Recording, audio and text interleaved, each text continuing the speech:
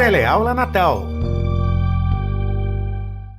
Olá, meus jovens e idolatrados alunos. Estamos aqui para mais uma aula, Secretaria Municipal de Educação de Natal. A aula de hoje é totalitarismo, nazismo e fascismo. Parem, respire fundo, que o tema hoje é pesado.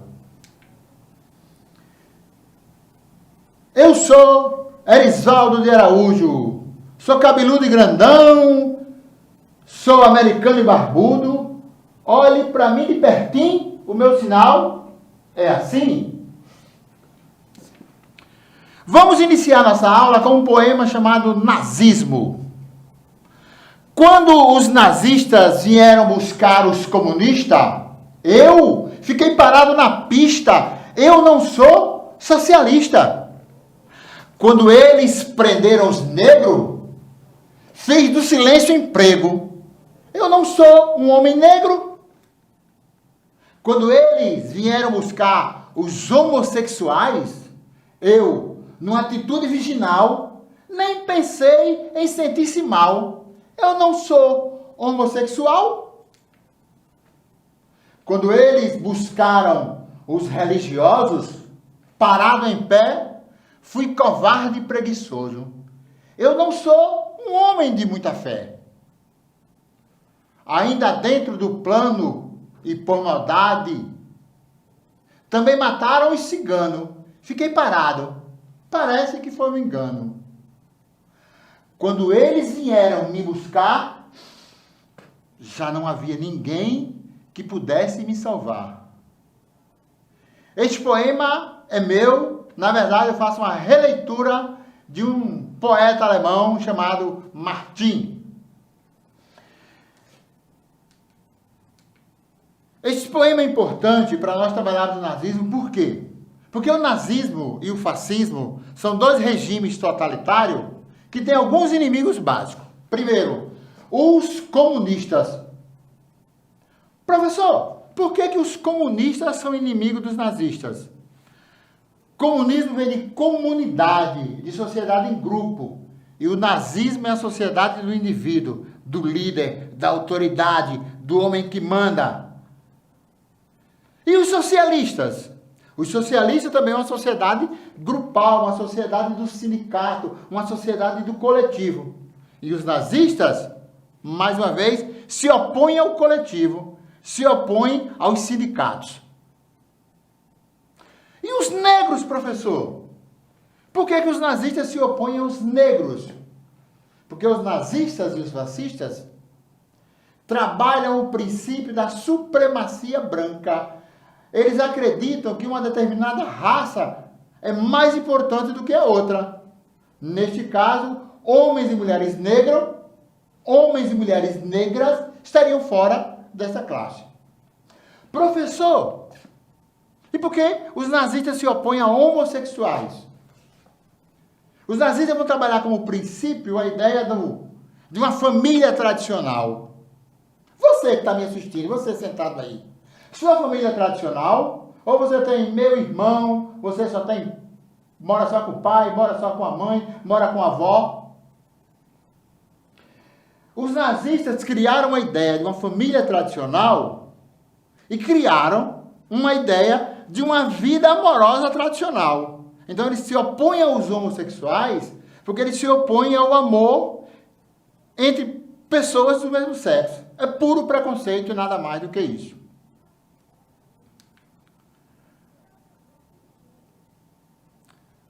Professor, e por que os alunos por que os nazistas se opõem aos religiosos?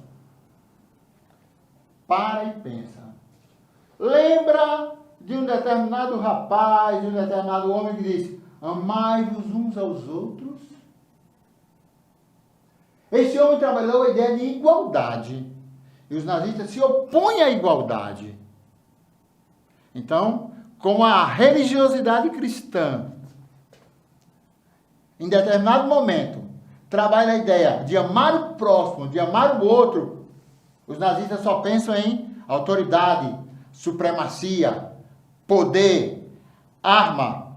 Por isso que os religiosos também foram perseguidos. E os ciganos? Por que os ciganos também foram perseguidos? Tem uma ideia muito estranha. Para que você una uma determinada sociedade, você tem que arranjar um inimigo comum. Você tem que arranjar, e um inimigo preferencialmente fraco. Fraco no sentido que não tem exército, que não tem Estado.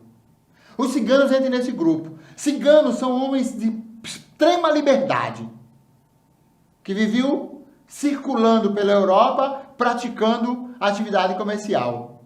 E os nazistas se opõem à liberdade.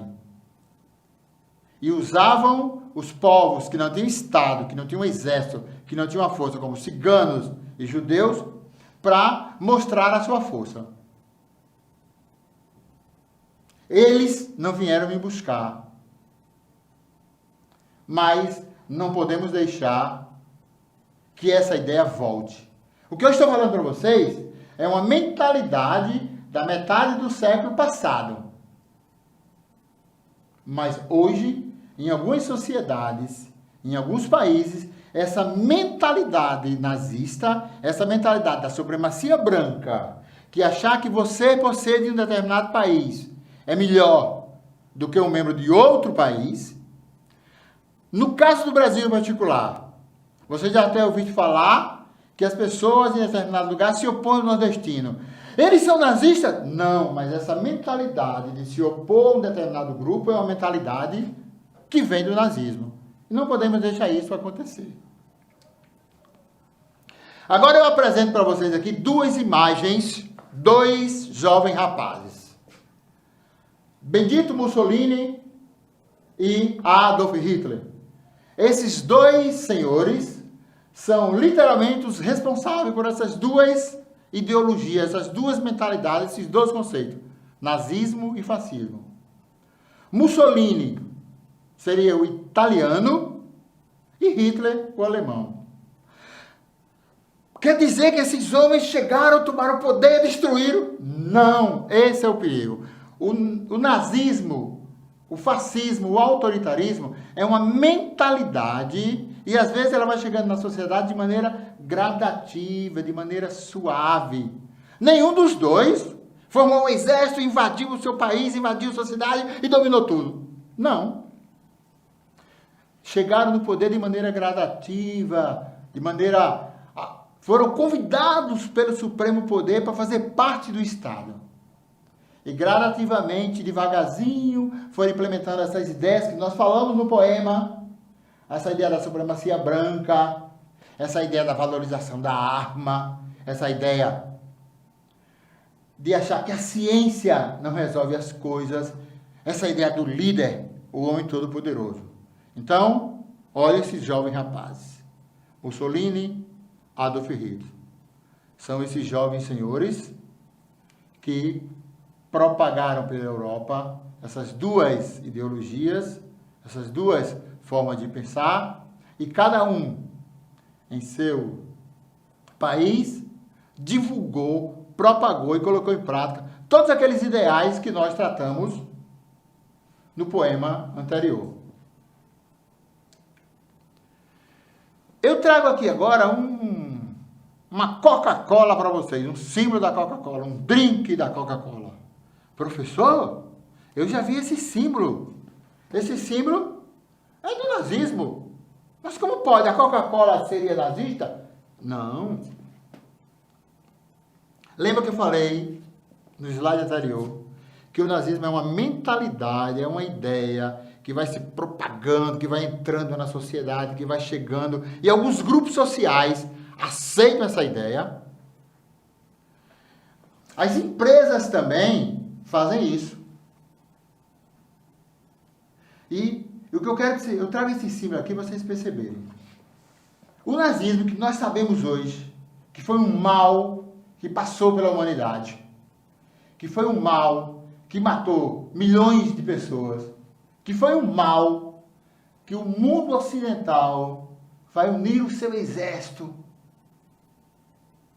para combater. Porém, essa mentalidade, antes de tornar-se essa crueldade que foi o nazismo, ela foi aceita.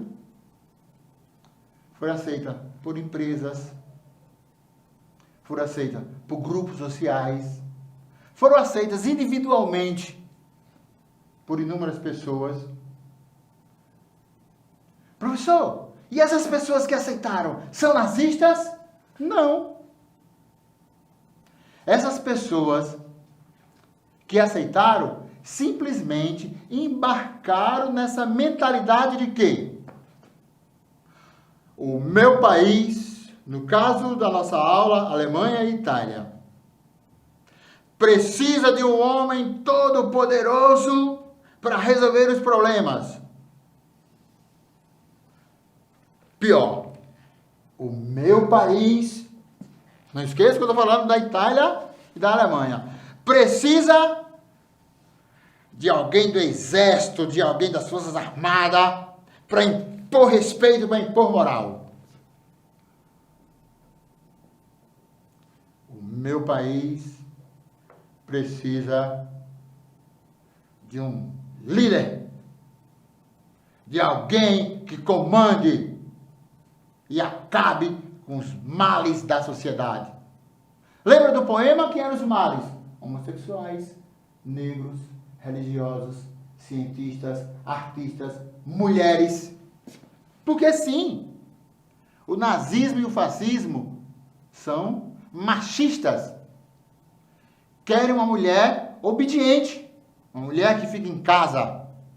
Não querem uma mulher que exponha suas ideias. Então, esse símbolo que vocês estão vendo na tela, uma suástica da Coca-Cola, era um presente doado pela Coca-Cola aos seus consumidores. Ou seja, o símbolo da maldade, que se torna o nazismo, foi aceito por inúmeras empresas, por inúmeros grupos sociais, por inúmeras pessoas.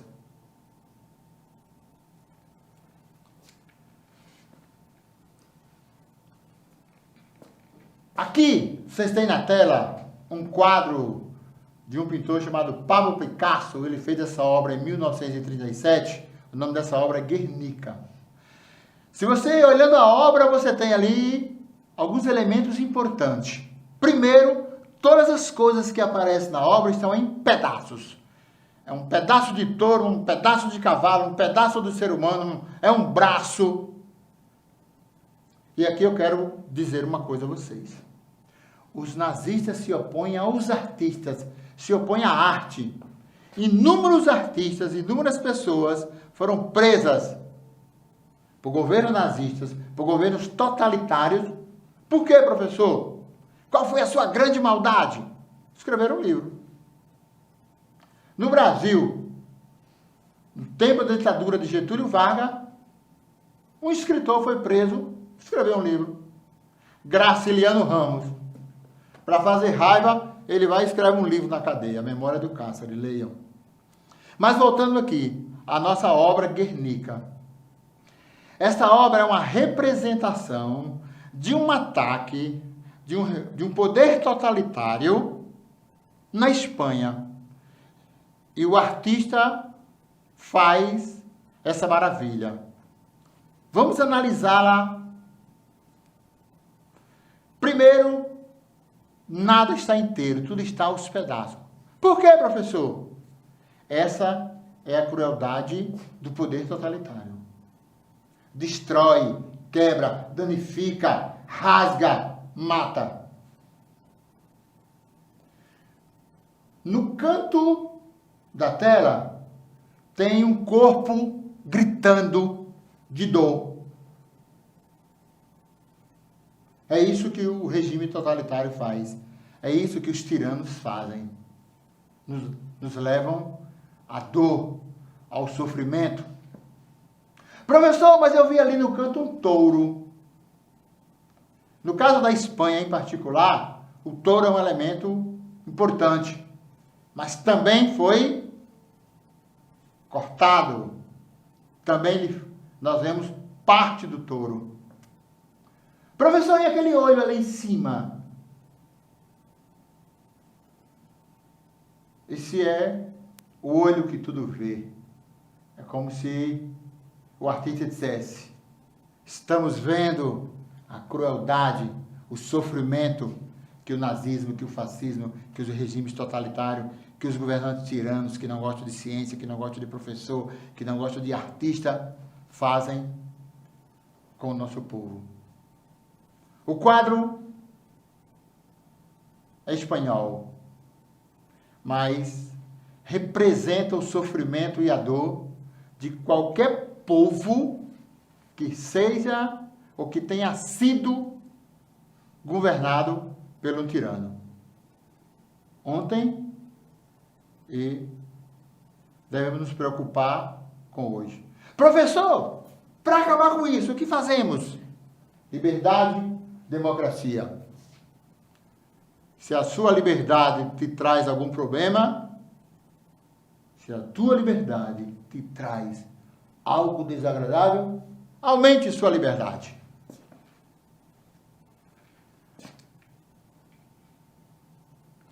Agora nós vamos chegar aqui. Isso é um piso de um castelo em Natal, na Ribeira.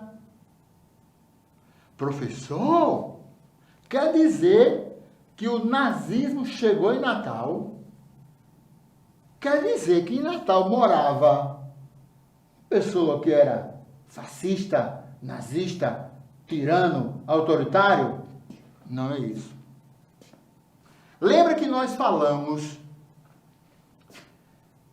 que essas mentalidades, que essa ideologia se propaga por várias camadas sociais. Nem todo mundo que simpatizava com o nazismo tinha conhecimento pleno das atrocidades, da desgraça, da violência que aquela ideologia fazia. Lembra que eu disse que o tirano nazista, ele assume o poder para salvar a economia. Daqui a pouco falaremos disso. Ele assume o poder para salvar a sociedade. O cara se apresentava como fosse o paizão da sociedade. Aquele que vai resolver todos os problemas. Aquele que vai destruir todos os inimigos. E as pessoas que acreditavam nesta frase, resolver os problemas do país, ou destruir os inimigos do país, encampam nessa ideologia, fazem propaganda desta e são inocentes das atrocidades que são praticadas. No caso, por que eu trouxe um piso de um castelo em Natal com o nazismo? Que eu quero que vocês percebam que o nazismo e o fascismo são ideologias que vêm lá da Europa, mas essas ideologias vai povoar todo o planeta. Praticamente no Ocidente, na Europa e em toda a América, você encontrará elementos do nazismo. Não é que em Natal nós temos tiranos nazistas. Não. Nós tínhamos pessoas que simpatizavam com essa ideologia. Pessoas que pensavam, eu sou branca. Sendo eu branca, já me basta. Pessoas que achavam que os sindicatos não faziam nada de bom. Pessoas que achavam que o homem negro era melhor do que ele. Pessoas que achavam que os artistas são doidos, pirados. Então, essa imagem de um piso com a suástica é para vocês perceberem que o nazismo, apesar da sua crueldade, ele está presente em vários campos da sociedade, está presente em vários países além da Itália e da Alemanha, está presente na nossa linda e bela cidade chamada Natal. Quando você for à Ribeira, visite.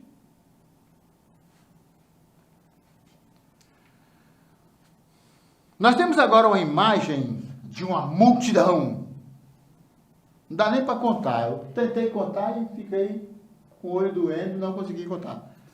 milhares, centenas de pessoas reunidas. Lembra que eu falei que muita gente incorpora, absorve essa ideologia? Lembra que eu falei que o líder nazista é o grande líder, é o grande chefe, tem que ser aplaudido, tem que ser glorificado? Pronto. O nazismo vai criar essa ideologia das multidões. São multidões de pessoas que vão glorificar um homem. Uma má notícia aqui. Não existe nenhuma grande líder nazista mulher.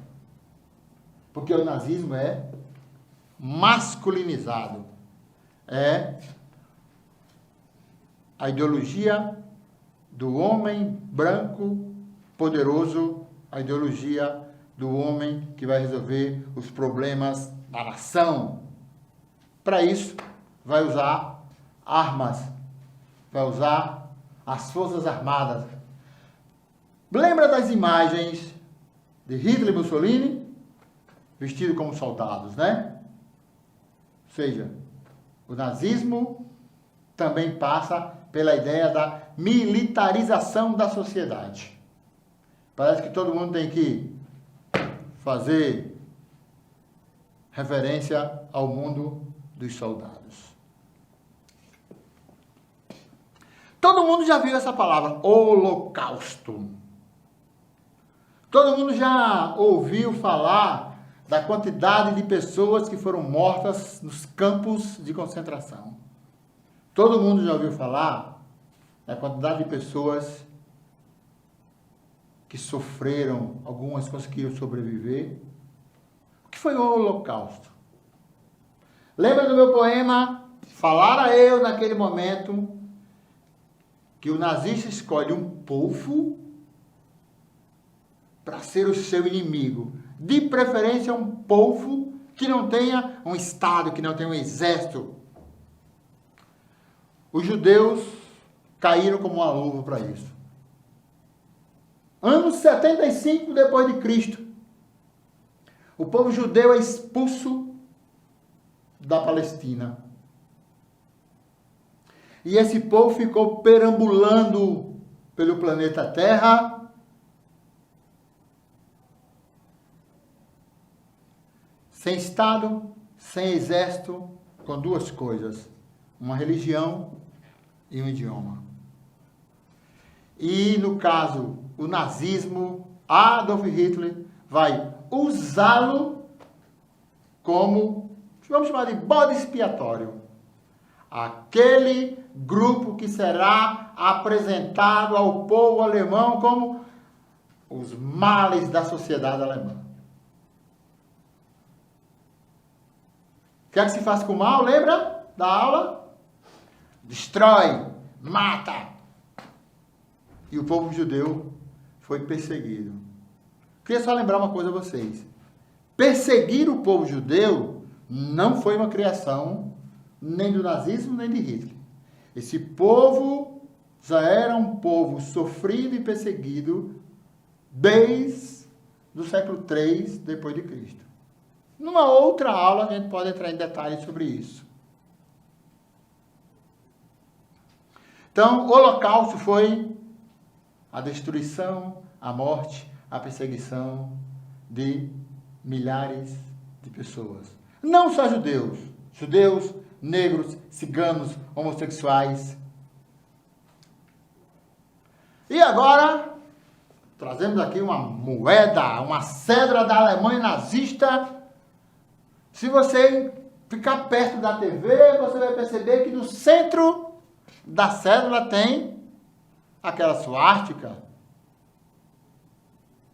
E tem uma mulher. Professor, o senhor falou há pouco tempo que o nazismo era fascista, que o nazismo e o fascismo eram machistas. E por que tem uma mulher na nota? A mulher tem um papel importante. Infelizmente era um papel de submissa. Não era o papel da mulher lutadora. E por que o senhor colocou essa nota aí, professor? 1929. O mundo capitalista, o mundo do dinheiro, entrou em decadência. A nação mais rica do mundo faliu, Estados Unidos. Para resolver o problema do mundo, o que é que se faz? Um governo forte, autoritário, poderoso. Pronto. O nazismo vai usar a crise econômica mundial, no caso em particular da Alemanha, para que Adolf Hitler coloque em prática todas as suas ideologias. Quais ideologias, professor? Volta lá no poema. Perseguir negros, homossexuais, mulheres, judeus, ciganos, para salvar a economia. Então, se aparecer um governante para salvar a economia, e a economia, para ser salva, necessite que você fique preso, pode ser o início de uma prática nazista.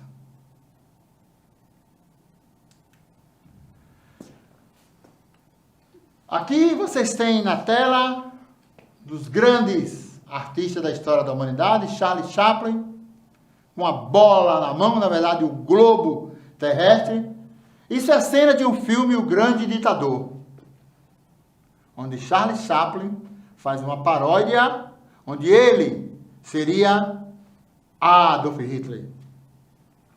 Lembra que eu disse a vocês que o nazismo é inimigo dos artistas? Lembra da obra do quadro de Picasso?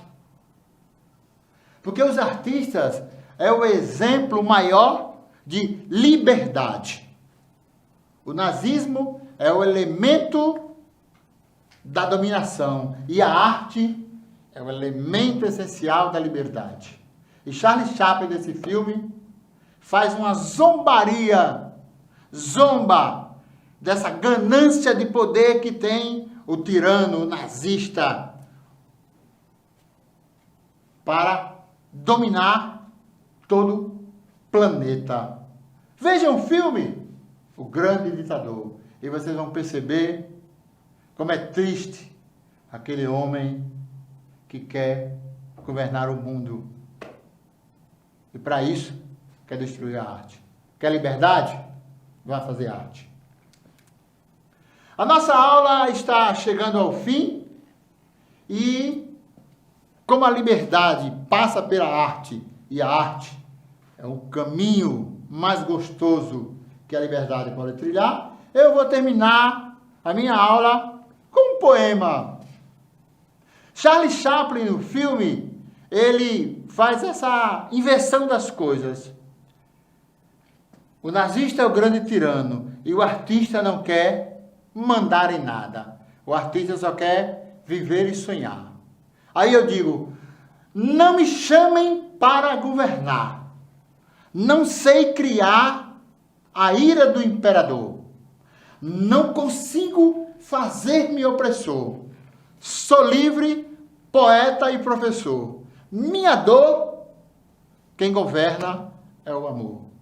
Muitíssimo obrigado a todos e desejo que estudem